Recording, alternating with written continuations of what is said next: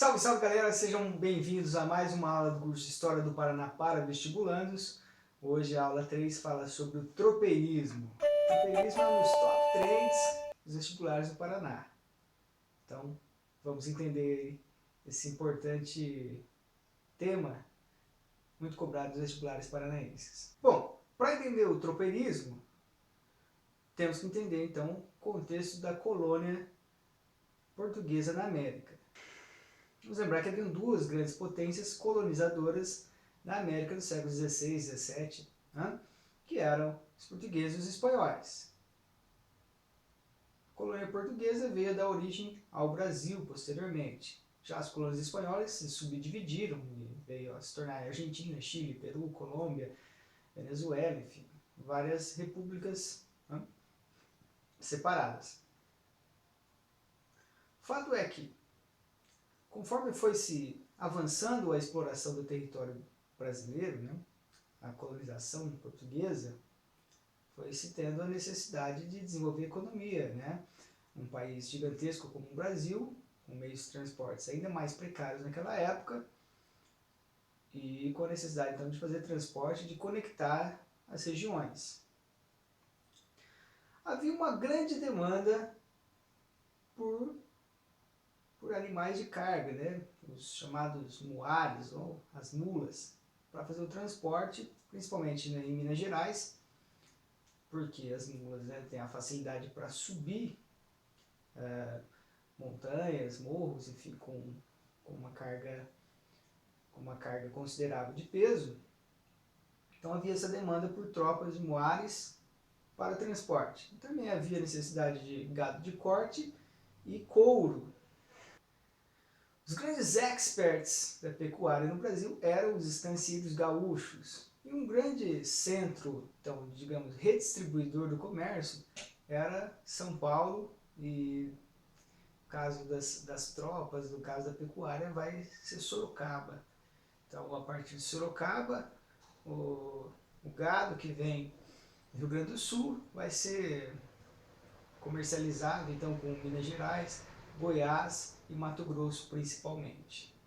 Então, essa é a lógica estrutural da economia que vai então fazer com que floresça e ganhe muito corpo a atividade do tropeirismo.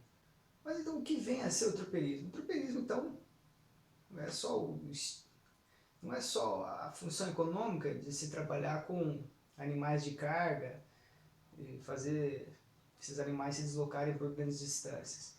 Ela se tornou importante também do ponto de vista identitário, conectando as regiões muito distantes do Brasil umas às outras, né, como o Rio Grande do Sul, Santa Catarina, Paraná, até São Paulo, Minas Gerais, Mato Grosso e Goiás, por exemplo.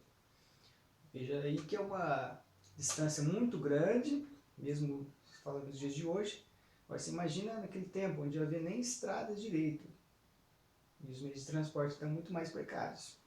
Não se esqueça que o meio de transporte dos mais rápidos eram as embarcações, mas elas iam pelo litoral. O que a gente está falando aqui, então vai para Rio Grande do Sul, Paraná, Santa Catarina, São Paulo, depois vai para Goiás, Mato Grosso e Minas Gerais. Né? Lembra que Minas Gerais não tem mar, por exemplo, então é todo um caminho em direção ao interior do Brasil. Então está aí a importância dos tropeiros em conectar essas regiões, explorar, né, dar prosseguimento à atividade que começa com os bandeirantes. Mas o tropeirismo também foi um estilo de vida. Esses tropeiros eram caras que não tinham lá um grande status social, porque era uma carreira bastante difícil, né? Tinha que ficar muito tempo longe de casa, viagens que demoravam às vezes mais de anos. Eu saí do Rio Grande do Sul, levando uma grande tropa, uma boiada, até São Paulo, por exemplo. As primeiras expedições demoravam anos. E, enfim, os caras que tinham posses não queriam essa vida, né? Lógico que sempre há uma ou outra exceção, um renegado aqui, outro ali, mas enfim, não era a regra. Os meninos, né, desde logo muito cedo, era uma profissão notadamente masculina, né? Então os meninos eram inseridos então, no círculo dos tropeiros, a partir de seus pais, seus familiares, né? Desde muito cedo, com 10 anos, começava a aprender então as técnicas do ofício, né? principal caminho vai ser o chamado da Estrada da Mata, né, que tem esse nome até o século XVIII praticamente, que liga Rio Grande do Sul a São Paulo. Né? Já a partir do século XVIII, né, Viamão, uma cidade gaúcha, vai se tornar o grande, digamos, polo de negociação e a regimentação das boiadas e dos boiadeiros, né, os tropeiros ali no Rio Grande do Sul. Então vai ser um grande centro que vai ligar com Sorocaba. E esse caminho vai ganhar o nome de Caminho de Viamão. Porque essa cidade vai se tornar um centro importante, tanto quanto Sorocaba. Então vão ser as duas grandes ponto final e ponto inicial dessa Caminho dos Tropeiros, que vai variar, alguns passando por cidades ou outras, mas em geral, eles passavam por Lages, em Santa Catarina, Lapa, Curitiba e Ponta Grossa, no Paraná, e depois Sorocaba, em São Paulo. Um dos principais tropeiros, né, um dos grandes tropeiros, esse sim de origem nobre, o Cristóvão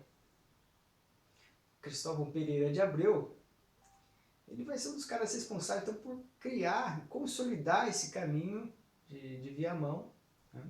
Então de Viamão até Sorocaba.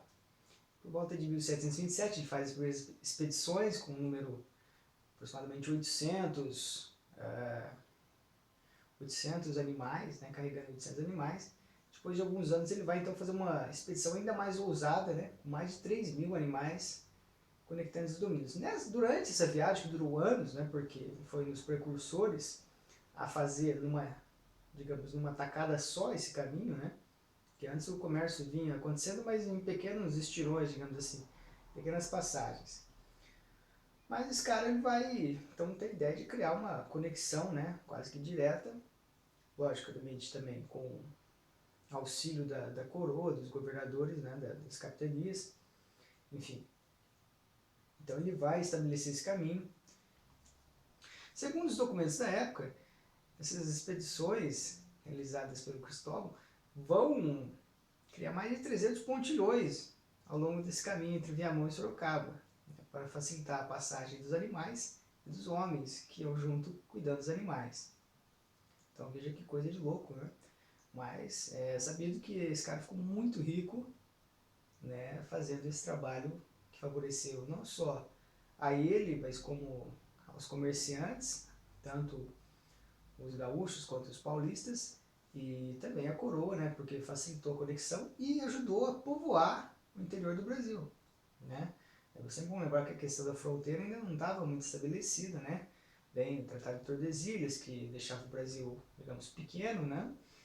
Depois o de Madrid, Santo Ildefonso, que amplia o direito português, né? Aumenta as terras sob o domínio de Portugal, mas enfim, a questão da fronteira é uma coisa muito volátil, porque nem espanhóis nem portugueses conseguiam ocupar todo esse continente americano, né? E havia a questão dos povos nativos, indígenas, né? Que estavam às vezes o mesmo tipo de povo do lado da fronteira portuguesa e do lado da fronteira espanhola, né? Então a questão da fronteira sempre foi uma questão que exigiu cuidado de Portugal. Então os tropeiros ajudaram a povoar esse interior do país, né, e legitimar as fronteiras portuguesas na América. Só para finalizar, eu vou lembrar então que quando a gente fala em tropeiro, a gente está falando praticamente o que se consolidou no folclore, até na historiografia tradicional. A gente está pensando naquela figura do gaúcho, né, de bombacha e espora, da música, né? Bombacha, espora, lenço, chapéu, enfim, os tropeiros tinham as vestimentas parecidas, né? Lógico que não tão idealizadas quanto o gaúcho tradicional, que hoje aparece nas novelas, nos programas de TV, etc. Mas enfim, é algo similar àquilo, segundo a documentação da época, então, até porque boa parte desses tropeiros vinham do Rio Grande do Sul, né? E os que não vinham tinham muito contato com a cultura gaúcha dos estancieiros, então algumas coisas eram também necessárias, né, para a própria lida com o seu ofício, por exemplo, a questão da espora. Tá? Há outros também, outras peças, né, tradicionais das vestimentas dos tropeiros, que você pode acompanhar no material aí que segue anexo às aulas. Então é isso aí. A aula de hoje fica por aqui, a gente se vê nas próximas aulas. Até mais!